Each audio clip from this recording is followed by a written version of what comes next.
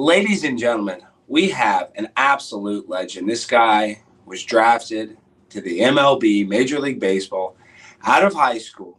He had a very storied Major League Baseball career. He got canceled before people were ever getting canceled. And then this man came on a reality show called Survivor. So he's not just an incredible baseball player. He's not just an outspoken patriot. He's also a reality TV star. We welcome on the one, the only, John Rucker. John, how are you doing, my friend? Which is what I aspire to be for Major League Baseball, is to be a reality TV star and a social media influencer. Instead of my shirt saying liberals are pussies on it, it should just say I am a pussy on it. Is what it should okay, say. John, I don't just. And I love it. I love it today. No, you go ahead, please. What's that? Oh, can you hear me? Is my internet connection okay? I can't. We haven't been on long enough to tell, but no, I love it when like the 15, 18-year-old kids walk up like, "Hey, aren't you the Survivor guy?"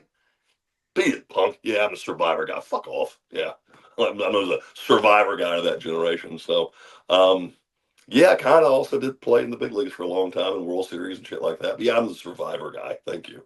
Well, John, I always say that teasing because, I worked in reality TV. I worked on the show Cheaters, and, I actually like reality TV. But, obviously you're much more famous for your baseball career. I mean, that was just, I tell you, though, as far as reality goes, I did the first year of Pros and Joes. Mm-hmm. That was a shit ton of fun. That was so much fun. It was me and Clyde Drexler, Billy Goldberg was on there, Morton Anderson. I think who else? Lisa Lobo was on there.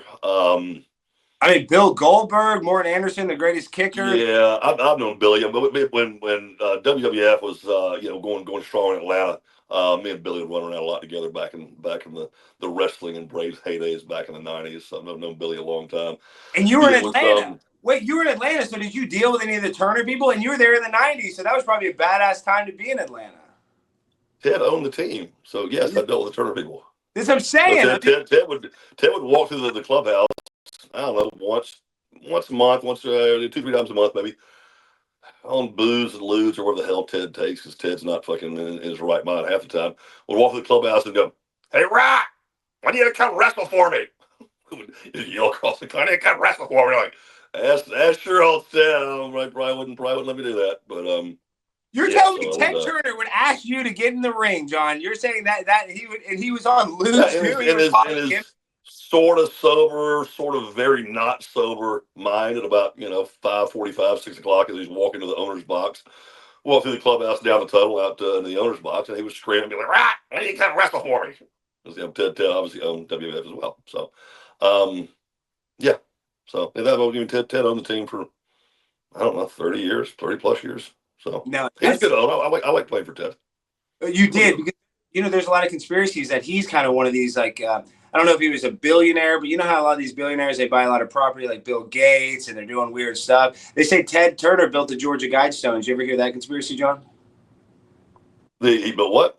That he actually paid for the Georgia Guidestones, and those are those big rocks in the middle of Georgia. And it said that they want to reduce the population to 5 million people or 500,000 people. And they recently got torn down. It was a big conspiracy. They always said they could never tell who paid for it because they did it through so many LLCs and however they bought the property. But there was always a conspiracy that it was Ted Turner that paid for those Georgia. Did you get any? I have to admit, I'm totally uneducated on what that is. I've honestly never heard that. I watch a lot of news. But yeah, if anything weird and kind of like new age sort of wacky, I wouldn't. You're if Ted is in one of your top 3 guesses, you're probably pretty close. He's a little different. He's a little out there. So he was. But I did another good story too, and not the least bit a fan of Jane fucking Fonda, that fucking liberal fucking pile of shit. But it is a little I don't know how you say flattering, I guess. At the Ritz-Carlton one night, this was probably my 3rd or 4th year with Atlanta, and walk in the lobby of the Ritz, because we're gonna just hang out at the bar there. She was in there, she's like, "Oh, John, how you doing? Good to see you." And just full on, just both ass cheeks and maybe like half a ball and just a big old ass squeeze from Jane Fonda. So what? Yeah, me too. That's a lot. I smell a lawsuit. It's a lawsuit for harassment right there. Yeah, I get fined by Jane Fonda in public. Yeah. And it's tough because all these baseball players, Trevor Bauer got canceled, but these women. I actually interviewed that Lindsey Hill girl. She showed me some text messages. We don't have to get into that, but it's tough when you are a star athlete. Did you have any girls try to take advantage of you and say, misrepresent how your night went? I have been so fortunate. I mean, no, I've been so fortunate. I mean, no fake pregnancies, no, just obsessive stalking. No, I've been very fortunate. I mean, I've had some, some girls I've been with that have been a little bit hard to handle. But nothing really dramatic, nothing really crazy, nothing, cops showing up to take somebody to jail, nothing, nothing too. I've got some stories, but nothing outrageous and you might or might not. You better fucking lawyer up. Nothing like that. So, well, thank goodness. Okay, now this is the first hard question, John. I know you've been in the scene, but you're a Twitter sensation. Where have you been? Why haven't you been tweeting more? Where were you in 2016 and 2020 when we really needed you? Because now your Instagram account is your Twitter account's one of the fastest growing accounts on the whole platform. I think it was a missed opportunity that you weren't tweeting earlier, John. That's $100,000 in less than a fucking month. What? Yeah. I don't know. I just kind of lost interest, and I was doing a good bit of it, and honestly, one of my favorite things to do, and really the reason I got off of Twitter to begin with, is because when CBS invited me to be on Survivor, that's how I never wanted to do Survivor, but CBS in 2014. This is in 2014. 2014, right? Yeah. So they invite me. And one of my hobbies, I used to have cocktails about every night. That's kind of was end of the day. Let's have a cocktail, watch a football game or something. And one of my favorite hobbies, for about 2 or 3 years, will be to have my evening cocktails, smoke a cigar, and just get on Twitter and just fuck with people. I mean, just undress them, heckle them roundly. That was my favorite. And not even borderline. I mean, some fucking shit probably should have said that. Fuck, it's already out there. And so how, even with employers, with networks that are trying to keep some kind of reputation, don't want to get, boycotted, et cetera, et cetera. I know in CBS, even though they invited me, it was still kind of a process, a vetting process, because it was between me and Bill Romanowski. They invited Bill as well, and they ended up choosing me over Bill. And so I deleted that Twitter account because I'm like, all I need is for these vetting folks at CBS to read some of my Twitter shit, and that'll be the end of that. So I deleted my Twitter account. Do that forensic audit on your social media even back then to get on such a big show, CBS. But you beat out Bill Romanowski. Why not put 2 pro athletes? And Bill Romanowski is one of the most famous football players, played for the Broncos. Yeah. I don't know. I don't know Bill, but just seeing Bill, he just seems kind of a little quiet. I'm pretty obnoxious and got the gift of gab, and love Bill, tremendous player. He's obviously been in a few movies and things like that, and but he just comes across maybe as someone that just is not quite the shit talker I am. And obviously, the reason I was set to be on Survivor was to stir the pot. Homophobic or racist, like in your past. Come out. If you were a man, I would knock your teeth out. Just my presence alone is gonna. That's must see TV right there. How is this shit show gonna go down? So that's what reality TV is. It's about the shit show. So, and they want you to be the villain. I was on a show. I got kicked off too pretty early because I was supposed to be the villain. It was called Glass House, and it was ABC's ripoff version of Big Brother on CBS. Uh-huh. So I was on a show like that, and the producers just lie to you. And then I went through that vetting too, where they do the audit. They looked at every Facebook post, everything. Yeah. But my stuff wasn't too controversial. But when it comes to, forget about TV, and a lot of people say I'm anti-LGBTQ, but that's impossible, John, because I'm a Dallas Cowboys fan. So obviously I'm pro-LGBTQ, being a Cowboys fan. So, but my point is, Jimmy Johnson went on the show, and this is our last, about Survivor. He didn't do very well either, and he's a Hall of Fame football coach. So I think it's hard to be a celebrity going against, semi-normal. I'd never watched Survivor, and of course when they invite you, like, have you ever watched it? Oh yeah, I'm a huge fan. Huge fan. I think I'd watched half an episode like 10 years earlier. I learned everything about Survivor when I was playing with a guy named John Burkett. John played 12, 15 years in the big leagues, and John was a huge Survivor fan. And so nights John wouldn't be pitching, he'd be in the clubhouse watching Survivor while the games went on. So, and I would come to the clubhouse and kind of stop for a couple minutes and, hey, what's this fucking show? And that's about the extent of me watching Survivor. I will tell you though, for being on reality and you being a part of reality TV, I mean, how staged is reality TV? I Well, mean, then it's 100%. how staged is reality TV? I mean, with Pros and Joes, we'd have multiple takes for reality TV. All right, I want you to say it like this. When he said it like that, I want you to do this. And I mean, it was very well scripted. And we would do multiple takes, where we were supposed to say something to the Joe, and he was supposed to react in this way, and it wasn't just off the cuff and just let it fly and see what happens. And I assume Survivor would be the same way. Fucking bullshit. Survivor is legit, is legit, is legit. And the one stat, I lost 21 pounds in 11 days. Fucking legit. Yeah. And so I got voted off. I'm like, thank Christ, get me the hell out of this place, man. Yeah, I'm done. Done. And the white rice when you were on the show is only white rice? Yeah, white rice and coconuts. And we had a tamarindo tree. So I ate a bunch of them damn things. Sea snails. The whole time you eat all that damn coconut? Isn't that a diuretic? 11 days. I shit once. And after that, I'm like, that's it? That's it? That's all I got? Really? That's it? Yeah. One time in 11 days. A very regular shitter, too. Yeah, once 11 days. That's you eat 200 calories a day. I'm 250 pounds. Your body's more 200 calories a day. Okay. Yeah, it was a whole lot of fucking not fun. Now, let me read this statement. And it's just so ridiculous, Sean, because at the point that you said this, you were the best closer in Major League Baseball. You said, when asked if I'd play for the New York Yankees, and I don't even think this statement is controversial, I'd retire first. It's the most hectic, nerve-wracking city. Imagine having to take the 7 train to the ballpark, looking like you're riding through Beirut, next to some kid with purple hair, next to some queer with AIDS, right next to some dude who just got out of jail for the 4th time, right next to some 20-year-old mom with 4 kids. It's depressing. The biggest thing I don't like about New York are the foreigners. You can walk around an entire block in Times Square and not hear anybody speak English. Asian, Koreans, Vietnamese, Indians, Russians, Spanish people, and everything up there. How the hell did they get in this country? I feel like that's not even a controversial statement today. The comment about the gay people, that's a little much right there. Yeah, you probably don't even hate it. And with everything else, because what wasn't printed was about the assimilation factor or the lack of assimilation factor. Yeah. Can't speak English. Yeah, it's not that you can't. It's you don't make the effort to fucking learn.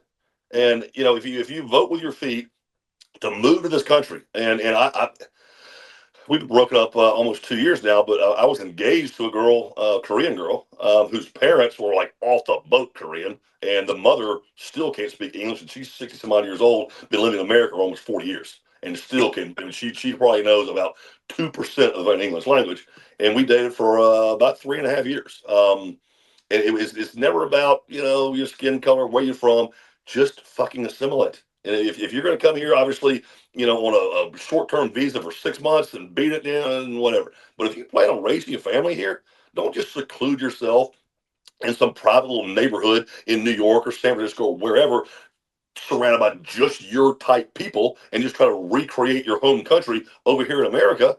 Blend, mesh, be American. Don't be a Korean living in a Korean community or an Ethiopian community, and you never venture out anywhere else. That's not being American. That's basically recreating the country that you didn't like enough to stay in to come here and recreating over here.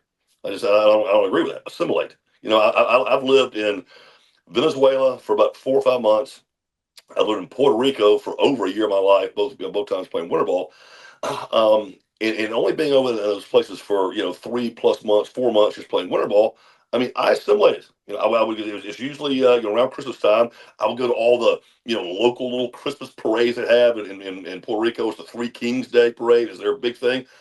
I mean, I took it in, man. I went with all my teammates, and my Spanish was fairly good back then. And when it came time to order food or whatever, I fucking did it in Spanish. And I knew come January 15th, my fat ass going back to the States. But in the 3 months I was there, I mean, I'm assimilating to Puerto Rican culture. And I just find it offensive yeah, I guess not really offensive. The words not coming to mind right now. When people come over here and America's the greatest country on the planet, well, then why don't you fucking be a part of it? And celebrate Thanksgiving, celebrate Easter and Memorial Day and Veterans Day and, some things like that. I mean, you see so many people aren't from this country. They're working on Veterans Day. Yeah. I take offense to that. Get your fat ass home and observe the holiday, man. Yeah, And in some places you go. I was in Miami like 4 or 5 years ago at a Starbucks in Miami. Ordered my coffee in English, and the person serving rolled their eyes and went and got somebody else to take my order. Like they were somehow put out. I'm in Miami ordering my coffee in English, and they couldn't understand my coffee order in English. No, John, you're right. Here. Miami's insane, and this is really what you're speaking out against. Is I don't think you're against immigration. I think you're okay with that. It's the globalism. It's that they're ruining American values. They're trying to trying to erase American history by just saying it's a melting pot. And listen, you want to come here legally and live in America, the land of milk and honey? Sure, that's cool with me. But these illegal immigrants, and at that time, illegal immigration was still an issue. So, I think everything you said, it was pretty based, if I'm just being honest. But, people don't want to hear the truth. And I don't think you're xenophobic, but they called you xenophobic. But that's just what they're going to do. So what was the worst? If you come here and want to better yourself and bring yourself up to the standard Americans have set for the way of life in America, then great. Most of them come here and they don't improve upon themselves at all. And so gradually what happens, more and more come here from third world countries, second world countries. Gradually, they're not raising themselves up to our level. They're bringing us down to their level. And so gradually standard of living in this country will start to decline as more and more second and third world people come in this country, overtake the schools, overtake, like you're seeing right now, the apartment complexes and the hotels and the workforces and things like that. They will not rise to our level of living. They will bring us down to their level of living. Yeah, John, I got canceled. I opened up for Tucker Carlson. I made a joke about how Haitians are eating cats and dogs and how they said it was fake, but I called the Chinese buffet in Springfield, Ohio, and they said their business is doing so good because everybody's eating the cats. My point is, that's where we're at. You were speaking about something in 1999, and now we got Haitian immigrants eating damn cats in their driveway. So, I'm not anti-immigration. I don't think you're anti-immigration at all. But if you come to America, you got to follow our rules. You got all these Haitian Uber Eats drivers wrecking into people, don't have proper insurance, sign up and name. And I mean, it's just making our country more dangerous when it's already dangerous enough. So I'm empathetic to your views. I'm empathetic to what you said. It just sucks that was such a and now you're finally getting, I'm sure you haven't read it, but I wrote a book about 12, 13 years ago called Rockers, Scars, and Strikes. And the last 3 or 4 chapters were about the SI article, and let's clear the air about what was actually said. And a lot of it was talking about the the immigration situation and things like that. And I was going into financial realities of, okay, so I was doing research. The book came out in 11, so I'm doing research in like 9 and 10. And at that time, there had been like 38 hospitals in the state of California that had closed their doors because of unpaid healthcare services by illegals. 38. I mean, who knows what the hell that is now? And so now, I mean, all the shit I was talking about back in 2000, which sort of led this the SI article off, is talking politics with a fucking liberal. And what was put in that article was probably 45 seconds of a 15-minute conversation where I'm talking like I'm talking to you now about assimilation, et cetera, et cetera, et cetera. And then writing the book, doing the research and everything like that, talking fiscally, talking about what happens to the school systems and the hospitals, everything else, the welfare systems and all that. And it was, kind of had my balls busted a little bit about the book, and those comments and those stats and things like that. But now you're seeing what I was talking about in 9 and 10 on fucking steroids. And now a lot of fucking blues are coming over and like, yeah, all right, enough. I mean, Mayor Adams up there in New York. I mean, liberal as he can be, but he's like, yeah, we got to decide. I know we want to be, sympathetic, empathetic to apply to these illegals, but shit, enough's enough, man. And yeah, I mean, what I was talking about, not to say I'm some, prognosticator, but 10, 15 years ago, And seeing these kind of things, and like if it doesn't stop, it's just going to keep getting worse and worse and worse. And who knows? No one ever saw what was coming the last 4 years with these fucking dopes in the White House let 12 to 15 million people just run through our fucking borders like fucking shit through a goose. How do you ever think that's a good idea? I mean, I get it. We want to be empathetic to people that through no choice of their own were born into a pretty shitty lot in life. But I mean, goddamn, like they say in Caddyshack, the fucking world needs ditch diggers too. So at some point in time, you got to stop feeding stray dogs, man. You'll end up with a damn fucking yard full of them. And they don't talk about the sex trafficking, the drug trafficking that's all connected to it. It's just a whole terrible thing. Okay, I only got you for a couple more minutes now. Danny McBride created a legendary show, Eastbound and Down, and he even said that the character was more or less, I think what he said, more or less based on you, but it was definitely based on you. I loved that show. Do you like that, or is that offensive that he? No, it's fine. It's fine. Actually, I was at where was I? I was somewhere in meatpacking. 4 or 5 years ago, ran to Will Ferrell. We actually talked about the show a little bit. And his character he played with me on Saturday Night Live for a little bit. We had a laugh about it. But and he retarded. His best friends are transgender. I'd like to know what he said to you. What's that? His best friend, he just made a documentary about it. His best friend's transition. He was like a 70-year-old guy transitioning to a girl. So was he all lived out? And was he, No, he was fine. This is like 5, 6, 7 years ago.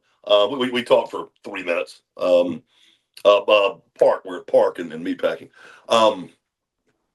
So anyway, but yeah, for if you're ever in, or if you ever want to create, trivia questions for like a Monday night trivia at your local bar, fucking piece of trivia. I was born in, this is not Bellevue Hospital in fucking New York where they birth 1 million fucking kids a year. This is Statesboro, Georgia in 1974, Bullock County, South Georgia. That's where I was born, 1974. Guess where the fuck Danny McBride was born? The same Bullock County Hospital, Statesboro, Georgia, 1976.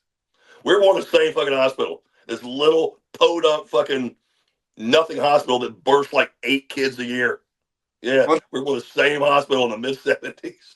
That's why he was able to emulate you so much. Okay, and then why did he's a fucking South African redneck too. Yeah, and we love rednecks. I'm in Texas. Has a wonderful mullet. He had a great one. That show is so good. Now, last thing, how did you decide your signature walkout? I guess it's not technically a walkout. And did you start doing that at the beginning? You couldn't do that in AAA. I mean, how did you get the balls when you started pitching really well? No, it's actually a really good story. So that started when I'll tell you the whole story. So got a hair up my ass when I was. How much time we got left? Well, we had plenty of time. I mean, I just didn't want to keep you too long. No, you're fine, man. You're fine. Okay. And we had a hard break or anything. So I got a hair up my ass when I was 14 years old. I want to be in the fucking big leagues. I don't know where it came from, but I want to be a big league ball player. And from that point forward, my mantra was I have to do something every single day to eventually get myself to the big leagues. Whether that's reading an article about my favorite player, watching a game, reading a book, written by one of my favorite pitchers. I had Oral Hershiser books and Roger Clemens books and Tom House books. I mean, all guys I ended up eventually playing with. Oral's my pitching coach when I was in Texas. Or working out or playing. I mean, every day had to do something. And so literally for probably 330 days a year, something was being done. Unless it's Christmas Day or something like that, I am getting a workout in. I'm going doing something. And so obviously, signed a scholarship to play at Georgia, never went.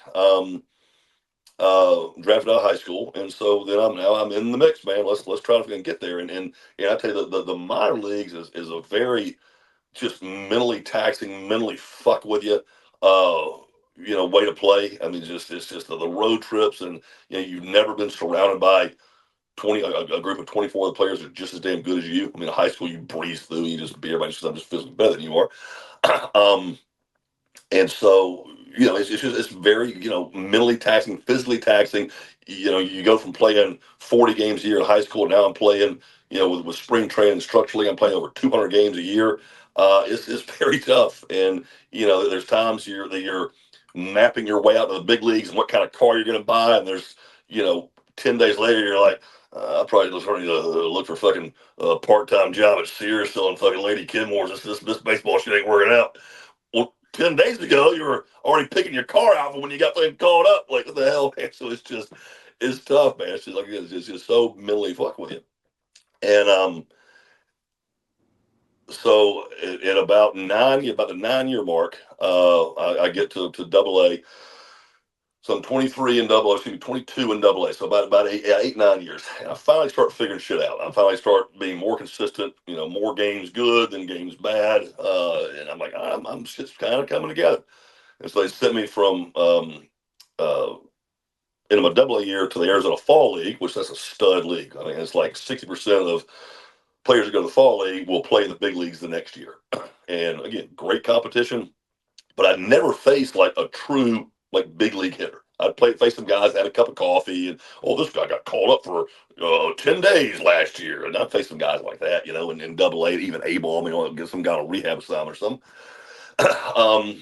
And so the Fall League had a few guys like this, a few guys that had, a month worth of time, but, no names you ever fucking heard of. And so after that, they sent me to fucking Puerto Rico to relieve. Because obviously I was trying to break into a staff with Glavine, Maddox, and Smoltz. And I'm like, I ain't bringing that fucking staff. Yeah, that's the best baseball staff arguably in history, right? Yeah. I mean, it was phenomenal, and it's so fun to watch those guys just day in and day out. But there was some bullpen spots open, and I'd never relieved my entire fucking life. My agent calls me up and was like, "There's some pin spots, next year. Atlanta wants you to go down to Puerto Rico, and see what you like coming out of the pen." Like, and I was a high maintenance starter too. It'd take me 45 minutes to get ready to throw a game. I'm stretching, I'm running into this, and we're leaving. Shit, you might only have fucking 90 seconds sometimes. And I mean, shoot, absolutely, And these winter leagues, especially the Puerto Rican league, I played down there 3 times. It's a stud league. I mean, there's like 8 teams down there, and every team has got 4 or 5 big league veterans on it. I mean, guys that got 6, 8, 10 years of time, and some all-stars on there. I mean, like, when I was down there, Javi Lopez is playing, Bernie Williams is playing, Ruben Sierra is playing, et cetera, et cetera. I mean, some name, Juan Gonzalez is playing. I mean, there's some fucking boys down there. Gonzalez, 2 of the best. And so I've been down there like 2 days, hadn't gotten into a game yet, and thrown a couple bullpens. And my manager, Tom Gamboa, who Gamby was White Sox. He was the Royals' first base coach. Those 2 fucking dirtbag fucking rednecks jumped out of the stands, remember, a few years ago, and started beating them up on the fucking in the coach box. That's Gamby right there. And so Gamby fucking walks down to the bullpen and says, "Hey, Rock, Pudge Rodriguez is up 4th next inning. We get to him. You got him." I'm like, oh shit. And this is I think by this point in time, Pudge been in the league about 6 years, 5 years. Was like 2-time Silver Slugger, like a 3 or 4-time All-Star, 2-time Gold Glover. And I'm like, I'm just saying, fuck. Pudge, Pudge is one of the greatest baseball players of all time, arguably. I mean, you could argue that he was the best. Yeah. I mean, he's in the top 3 or 4 best catchers ever play. And he, we ended up playing together in Texas. And but that was, I mean, immediately, I mean, cold sweats in my palms. I'm like, oh shit. And I'm like, I'm getting ready in about 120 seconds, 3-4 minutes to find out if I'm going to back a player. I'm ready to find out here in about 5 minutes if the last 10 years of my life been fucking worth it, or I'm going to go out there and just get my ass handed to me by one of the best hitters in the fucking American League right now. And I'm down there fucking humping, getting loose, and first guy gets on, and I'm like, well, there's nothing double play. We're getting a Pudge. Guy steals second. Nobody out guy saying, well, they ain't gonna be able to have 2 ball now. So I'm like, I'm getting ready to fucking find out here in a couple minutes if the last 10 years of my life chasing this dream to be a big leaguer was a I guess a well-intended effort, or it was a waste of my fucking time.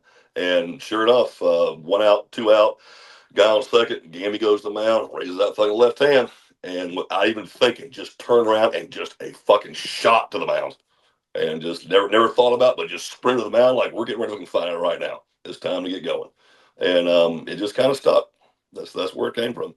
Just pure adrenaline, from a 23-year-old kid getting ready to find out if he's good on playing the big leagues. And I end up punching Pudge out on 4 pitches, a slider, back foot swinging. Well, John, that's the story. And we spread from there on, which that became obviously my signature, what would suck though is the fans liked it. And I still have people to this day. Man, I just love watching you run a bullpen. And so I always felt obligated because you're kind of a showman when you're in the big leagues. You're gonna put a show on for the fucking fans. But like in August, when it's a day game, like, oh, I gotta run the fuck out there. God damn, I'm just like fucking sucking eggs, man. I don't feel like doing that shit right now. But all right, come on, here we go. I was out late last night. I don't feel like fucking running. You gotta do it. You gotta do it. And you'd have to run out there in Texas on a 3:00 Wednesday game or whatever, or wherever you were. That would be yeah, no shit. Like a fucking businessman special, like at 1:00 on a Wednesday. Like this is fucking bullshit, man. Wow. Yeah, but yeah, that's how it happened. Though. What the gimmick? What do you think it was thought about? It was yeah, kind of happened naturally. Well, Pudge Rodriguez. I mean, I don't know if I would have run to go throw to Pudge. I'd probably be scared to death. But that's awesome. Yeah, he was a hell of a player, man. That's a great story. Now, before you go, I want to ask you this question too. Tim Donaghy, NBA ref, he got caught fixing games for the mob. Supposedly, he bet on games. And then I saw you recently tweet, "Our sports rigged." Now, baseball, they're thinking about going to an electronic strike zone. For me, I think that would probably change the whole character of the game, but it would probably be more fair. My point is, I do think Major League Baseball is rigged. The Astros cheated. Other teams have been cheated. I know this sounds crazy, John. Cheating and rigging, two different things. Well, then why didn't they take the Astros cheated in getting an unfair advantage by using the center field camera and all that. Rigging is when the teams what's that before the game be like and you really can't. I mean, yeah, John, I guess you could potentially tank plays in the field, shit like that, but to say, okay, I'm going to come up in a 6th inning and hit a home run. You can't do that. Hit home runs. You're probably not. You're probably not. You can't do that. But who's that Major League Baseball ref that stinks? I think he's retiring this year. He's the worst. Oh, Angel Hernandez. Yes, dude. You think Angel Hernandez? I mean, I'm not saying he's crooked, but dude, that guy sucks. Took the fucking envelope. He might have taken a few envelopes. Yeah, that guy was fucking. He was stinking back when I played. I'm saying. Yeah. They go back and they measure the electronic strike zone or however they do the graph. He's calling everything every ball's a damn strike and every strike's a damn ball. It doesn't even make sense how wrong he is. It's almost like it had to be intentional because you can't suck that bad accidentally. You just can't. But he somehow did it for a long fucking time. Yeah. Yeah, I guess I'd like to see that. I know I used to love, after I became a veteran, I used to love getting my, 3 or 4 inches off the plate. I know I like that. Yeah, but I think they're already trying it out. I think until the independent league. So eventually it'll get there, but you do have to overcome. Well, I think you will. You still got to have a home plate umpire because plays at the plate and things like that.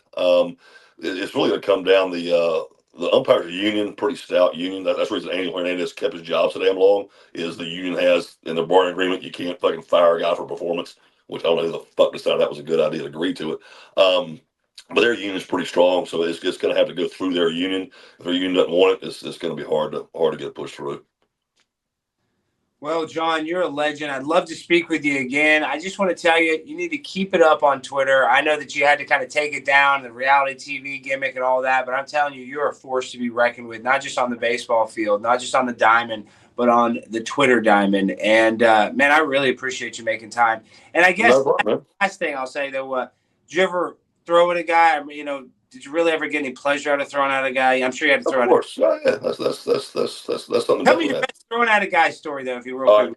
This is actually this is how when you get older, you look back and you're like, God damn, fucking teenagers just dumb as shit. I never threw at a guy in the big leagues because most of my big league games, pretty much all of them, 1-2 run lead, and the last thing I needed was more base runners. So I didn't ever throw at a guy. No, I take that back. I did throw at Jim Leyritz. And I threw at Jim Leyritz because of the home run he hit off Wohlers in '96. Wow, that's what I threw at him. Like in 2001, I played like that's the Wohlers home run 5 years ago. I'm so mad. I was so fucking mad that Will got that jack. But anyway, so me and a guy named Damian Moss. I don't know if you remember Damian. He got a couple of Atlanta. Damian Moss, San Fran. Lefty pitcher, and so came within minors together, and this guy Brad Fulmer, and Brad is, and I'm South Georgia guy, Damien's Australian, and Brad is a Southern Cal kid, looks Southern Cal, like big old jacked up arms and shit, and got the shaved head with lines in it, wears the big Oakley glasses and stuff. And I mean, he looks the fucking part. He was a Cal State Fullerton dude, fucking play. He got 8, 9 years in the big leagues, and he was drafted by the Expos. And so we shared a spring training complex with Montreal. And so I'm in spring training, I'm in structure league, all that. So we faced the Expos a lot. And we played all these little minor league, Pee Wee little minor league guys. We played on what's known as the backfields. And the backfields, you got home plate, and then about 10 feet behind home plate is an damn fence. They're not big, big foul territory, big league dimension kind of thing. And Damien and I, we just didn't like the way Brad Fulmer carried himself. We didn't like the way Brad Fulmer's hitting stance was. We didn't like Brad Fulmer's antics when he hit and when he just was on the field. He's that fucking guy. I don't like that fucking guy. Never met him. Just look at him. Just look at him. He's gotta be. Just look at him. He's gotta get ditched. Fucking look at that fucking guy. Me and Damien would routinely during spring training games, instructionally, routinely throw at his ass. I mean, he had to know. I mean, yeah, you're 19, 20 years old. Your command's not the best, but you're not slinging 3 straight fastballs right behind some fucking dude. And the reason I tell you the fence is only like 10 feet behind the plate, sometimes the ball would stick in the fence. And, at 19, 20, I'm still bringing up there 90, 94, 95 miles an hour. Might want to get plunked by something like that. And Damien was about the same. And dude, we did this for a couple of years. And I probably plunked him a good 4 or 5 times, threw at him another 3 or 4 times where I never got him. Had to know, fucking obvious. So years go by. I'm in the business with Atlanta. He had been traded to Toronto. I closed the game. After the game, me and my strength coach, Frank Fulcher, in Toronto's little weight room there, getting my post-game workout in. Just me and Frank. It might be like an extra inning game, so it's like fucking 12:30, 1 o'clock in the morning. We're still there at the yard. Door opens. Here comes Brad Fulmer. I was like, oh no. Oh, here we go, man. Here we go. He walks up. John, how you doing, buddy? Man, you look great. I hadn't seen you in years. Man, how's things going, man? You're throwing well. I'm like, oh, man, he's fucking nice. I feel like a dick, man. He's a fucking nice guy. What an asshole. Dude, Emma could not have fucking been nicer. Oh, I just feel like such a shithead, too. Like, I used to throw it. Like it was my job. You realize that, right? And of course he did, but I told Damien, I called Damien, I was like, guess who I saw at the fucking yard last night in the weight room? Like, Brad Fulmer was like, oh, did you want to kick your ass? I'm like, no, he gave me a hug. Like, oh, he's a nice guy. I was like, yeah, he's a fucking nice guy. Like, we should be like fined or something for how many times you threw at that guy. We should, because he's a fucking good. He's not a fucking fucking prick like we thought he was. So, yeah, that's my story about fucking plunking guys. What a great story. And we don't have that much time, but just a quick one. I was on this reality show with Bobby Flay, this cooking show, and I got kicked off when I shouldn't have because I said this stupid statement. I said this girl had a bad relationship with food and she had like this anorexic storyline. Long story short, I get kicked off the show. I do an interview, and in the Times-Picayune, the New Orleans newspaper, I talked bad about Bobby Flay, and I got a cease and desist from Food Network, and they said, don't talk about Bobby Flay, don't do any more interviews because it reveals the show, yada, yada, yada. A year later, my dad calls me at North Park Mall, a big mall in Dallas, says, get your ass to Williams-Sonoma. I'm like, what's at Williams-Sonoma? I have no idea, but he sounds all serious. I drive straight there.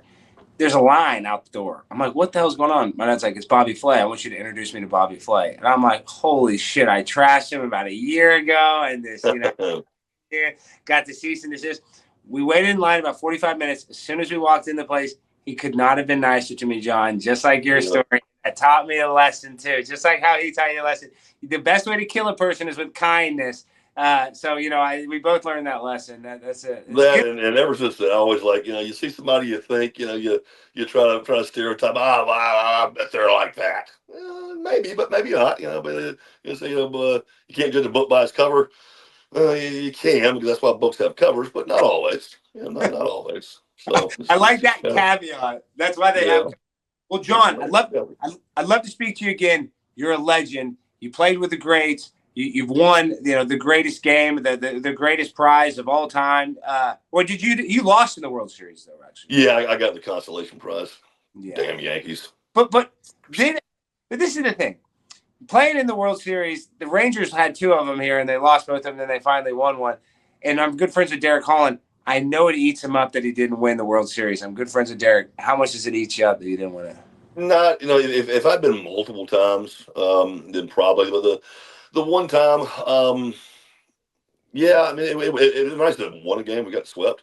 I always say, well, fuck it, I played good. I did. I feel like 6 or 7 scoreless in the World Series through the games, but it would have been nice. But honestly, just that experience and getting to play with my hometown team, the team I grew up being a fan of since I was 5 years old. I can still remember where I was when Sid slid. Just that obnoxious of a fan, and to get to play in a World Series with my hometown team in fucking Yankee Stadium. That's just as a baseball purist that I am, it doesn't get any better than that. Win or lose, it does not get any better than that. John, you're a legend. I really appreciate you making time for me. You got to keep it up on Twitter. I'm telling you, you're going to be at 1 million followers in less than 6 months as long as you just keep it up. Give me back on. We'll have a fucking celebrate. We'll have a party. We'll talk even longer, John. I'll have you on a bunch if you got the time. I really appreciate it. I like doing these. You're a legend. And like I said, if you would have said that today, you'd probably be in Trump's administration. It's ridiculous, now. Cancel culture. I can't believe you were one of the first. It looks like the pendulum has finally swung back the other way. People are so sick and fucking tired of walking around with fucking eggshells. People are damn sick of it. So, yeah. Hope it stays that way. All right. Thank you, Alex. I appreciate it, man.